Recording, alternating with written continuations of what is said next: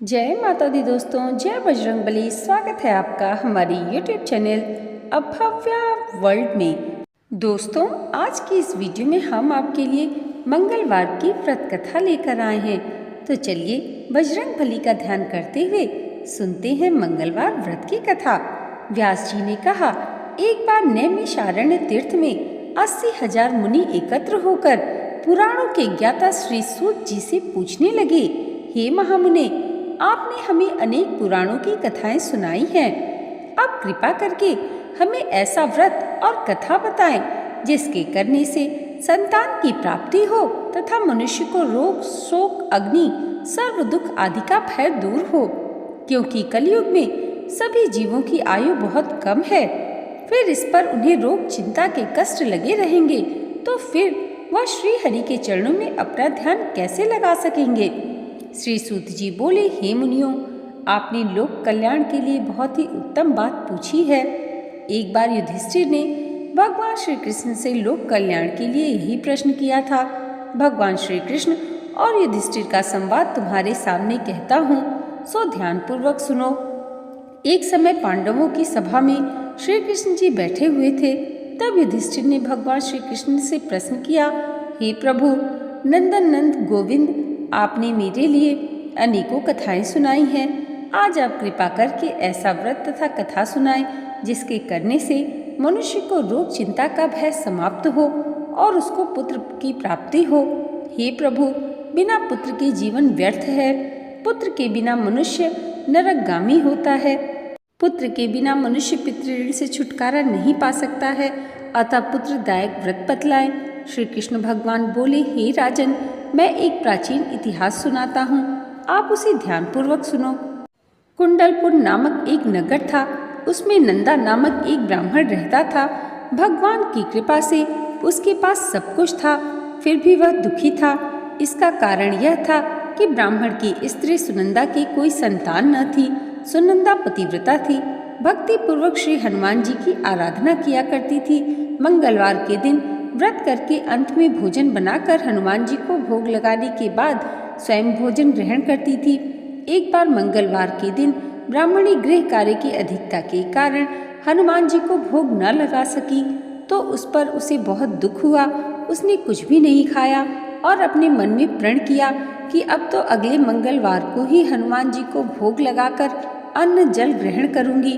ब्राह्मणी सुनंदा प्रतिदिन भोजन बनाती, श्रद्धा पूर्वक पति को खिलाती, परंतु स्वयं भोजन नहीं करती और मन ही मन में श्री हनुमान जी की आराधना किया करती थी।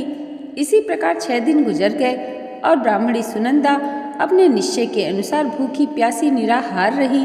अगले मंगलवार को ब्राह्मणी सुनंदा प्रातःकाल ही बेहोश होकर गिर पड़ी।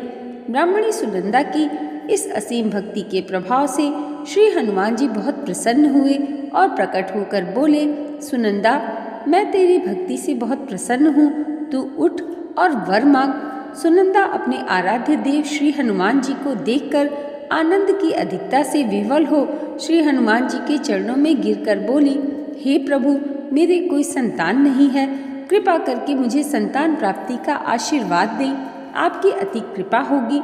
श्री महावीर जी बोले, तेरी इच्छा अवश्य पूर्ण होगी, तेरी एक कन्या पैदा होगी, उसके अष्टांग प्रतिदिन सोना दिया करेंगे। इस प्रकार कहकर श्री महावीर जी अंतर ध्यान हो गए। ब्राह्मणी सुनंदा बहुत हर्षित हुई और सभी समाचार अपने पति से कहा। ब्राह्मण देव कन्या का वरदान सुनकर कुछ दुखी हुए, परंतु सोना मिलने की बात सुनी तो बहुत प्रसन्न हुए। विचार किया कि ऐसी कन्या के साथ मेरी निर्धनता भी समाप्त हो जाएगी। श्री हनुमान जी की कृपा से वह ब्राह्मणी गर्भवती हुई और 10वें महीने में उसे बहुत ही सुंदर पुत्री प्राप्त हुई। यह बच्ची अपने पिता के घर में ठीक उसी तरह से बढ़ने लगी जिस प्रकार शुक्ल पक्ष का चंद्रमा बढ़ता है। 10वें दिन ब्राह्मण ने उस बालिका का नामकरण संस्कार किया। उसके कुल पुरोहित ने उस बालिका का नाम रत्नावली रखा, क्योंकि यह कन्या सोना प्रदान किया करती थी। इस कन्या के पूर्व जन्म में बड़े ही विधान से मंगल देव का व्रत किया था। रत्नावली का अष्टांग बहुत सा सोना देता था। उस सोने से नंदा ब्राह्मण बहुत ही धनवान हो गया। अब ब्राह्मणी भी बहुत अभिमान करने लगी थी। समय बीतता रहा। अब रत्नावली 10 वर्ष की हो चुकी थी। एक दिन जब नंदा ब्राह्मण प्रसन्न चित्त था, तब सुनंदा ने अपने पति से कहा, मेरी पुत्री रत्नावली विवाह के योग्य हो गई है, अतः आप कोई सुंदर तथा योग्य वर देखकर उसका विवाह कर दें। यह सुन ब्राह्मण बोला, अभी तो रत्नावली बहुत छोटी है। तब ब्राह्मणी बोली, शास्त्रों की आज्ञा है कि कन्या 8वें वर्ष में गौरी, 9वें वर्ष में राहिणी, 10वें वर्ष में कन्या, इसके पश्चात रजस्वला हो जाती है। गौरी के दान से पाताल लोक की प्राप्ति होती है, राहिणी के दान से बैकुंठ लोक की प्राप्ति होती है, कन्या के दान से इंद्र लोक में सुखों की प्राप्ति होती है। अगर हे पतिदेव रजस्वला का दान किया जाता है तो घोर नरक की प्राप्ति होती है। इस पर ब्राह्मण बोला, अभी तो रत्नावली मात्र 10 वर्ष की हुई है, मैंने तो 16-16 साल की कन्याओं के विवाह कराए हैं, अभी जल्दी क्या है।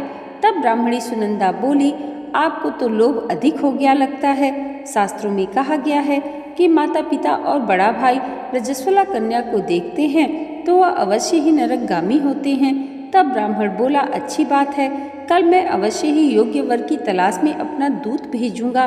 दूसरे दिन ब्राह्मण ने अपने दूत को बुलाया और आज्ञा दी कि जैसे सुंदर मेरी कन्या है वैसे ही सुंदर वर उसके लिए तलाश करो। दूत अपने स्वामी की आज्ञा पाकर निकल पड़ा। पंपई नगर में उसने एक सुंदर लड़के को देखा।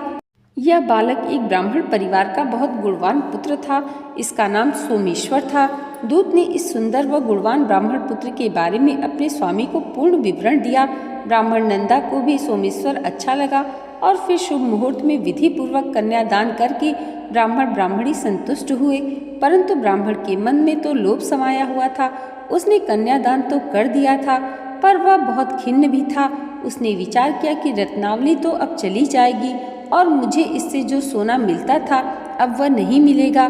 मेरे पास तो धन था, कुछ तो उसके विवाह में खर्च हो गया और जो शेष बचा है वह भी कुछ दिनों पश्चात समाप्त हो जाएगा। मैंने तो इसका विवाह करके बहुत बड़ी भूल कर दी। अब कोई ऐसा उपाय हो कि रत्नावली मेरे घर में ही बनी रहे, अपनी ससुराल ना जाए। लोभ रूपी राक्षस ब्राह्मण के मस्तिष्क पर छाता जा रहा था। रात भर अपनी सैया पर बेचैनी से करवटें बदलते बदलते उसने एक बहुत ही क्रूर निर्णय लिया। उसने विचार किया कि जब रत्नावली को लेकर उसका पति सोमेश्वर अपने घर के लिए जाएगा तो वह मार्ग में छिपकर सोमेश्वर का वध कर देगा और अपनी लड़की को अपने घर ले आएगा, जिससे नियमित रूप से उसे सोना भी मिलता रहेगा और समाज का कोई मनुष्य उसे दोष भी नहीं दे सकेगा। प्रातःकाल तो नंदा और सुनंदा ने अपने जमाई तथा लड़की को बहुत सा धन देकर विदा किया। सोमेश्वर अपनी पत्नी रत्नावली को लेकर ससुराल से अपने घर की तरफ चल दिया। ब्राह्मण नंदा महालोभ की वशीभूत हो अपने मति खो चुका था। पाप पुण्य को उसने विचार नहीं किया। अपने भयानक व क्रूर निर्णय को कार्य रूप देने के लिए उसने अपने दूत को मार्ग में अपने जमाई का वध करने के लिए भेज दिया था, ताकि रत्नावली से प्राप्त होने वाला सोना उसे हमेशा मिलता रहे और वो कभी निर्धन न हो। ब्राह्मण के दूत ने अपने स्वामी की आज्ञा का पालन करते हुए उसके जमाई सोमेश्वर का मार्ग में ही वध कर दिया। समाचार प्राप्त कर ब्राह्मण नंदा मार्ग में पहुंचा और रुदन करती अपनी पुत्री रत्नावली से बोला, हे पुत्री, मार्ग में लुटेरों ने तेरे पति का वध कर दिया है। भगवान की इच्छा के आगे किसी का कोई वश नहीं चलता है। अब तू घर चल, वहाँ पर ही रहकर शेष जीवन व्यतीत करना। जो भाग्य में लिखा है वही होगा। अपने पति की अकाल मृत्यु से रत्नावली बहुत दुखी हुई। करुण क्रंदन व रुदन करते हुए अपने पिता से बोली, हे पिताजी, इस संसार में जिस स्त्री का पति नहीं है उसका जीना व्यर्थ है। मैं अपने पति के साथ ही अपने शरीर को जला दूंगी और सती होकर अपने इस जन्म को, माता पिता के नाम को तथा सास ससुर के यश को सार्थक करूंगी। ब्राह्मण नंदा अपनी पुत्री रत्नावली के वचनों को सुनकर बहुत दुखी हुआ। विचार करने लगा, मैंने व्यर्थ ही जमाई वध का पाप अपने सिर ले लिया। रत्नावली तो उसके पीछे अपने प्राण तक देने को तैयार है। मेरा तो दोनों तरफ से मरण हो गया, धन तो अब मिलेगा नहीं। जमाई वध के पाप के फलस्वरूप यम यात्रा भी भुगतनी पड़ेगी। यह सोचकर वह बहुत खिन्न हुआ। सोमेश्वर की चिता बनाई गई। रत्नावली सती होने की इच्छा से अपने पति का सिर अपनी गोद में रखकर चिता में बैठ गई। जैसे ही सोमेश्वर की चिता को अग्नि लगाई गई, वैसे ही प्रसन्न हो मंगलदेव वहां प्रकट हुए और बोले, हे रत्नावली, मैं तेरे पति भक्ति से बहुत प्रसन्न हूँ, तू वर मांग। रत्नावली ने अपने पति का जीवन दान मांगा।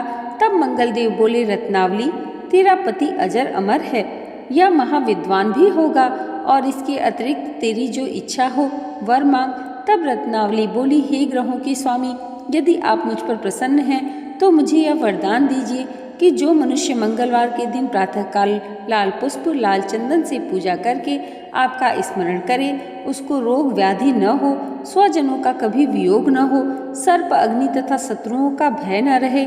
जो स्त्री मंगलवार का व्रत करे वह कभी विधवा न हो।